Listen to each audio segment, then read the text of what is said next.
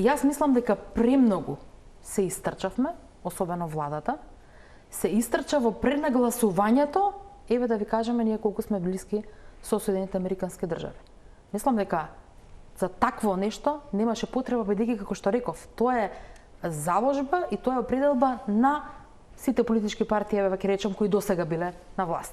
Или во конкретниот случај, апсолутно тоа го дели и Социјалдемократскиот сојуз на Македонија.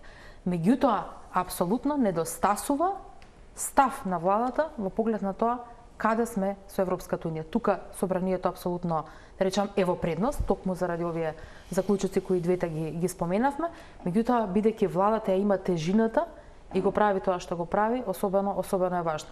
Да не зборувам дека според мене, мислам дека не беше ни време ни место да се организира билатерална посета или како што беше наречен самит со Унгарија, особено ако се има предвид кој е ставот на сестринските партии во ИПП, кои малку и го критикуваа Орбан за неговото однесување. Не би рекла дека можеме да го поистоветуваме самоволието на поранешниот министер за надворешни работи Бујар Османи со било која поставка на било кој член од актуелната влада.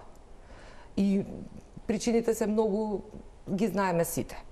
Она што е клучно и што треба да се внимава, па самиот однос на целиот начин на водењето на надворешната политика на Бујар Османи, од одлуките кои што ги донесе, прифаќањето на се и се што беше ставено на маса, неговата улога во тој процес и секако немањето слух за мнозинската македонска етничка заедница, на потребите на државотворноста, која што почива на основи така натаму, многу се големи тие причини, кои што и јазолот е огромен.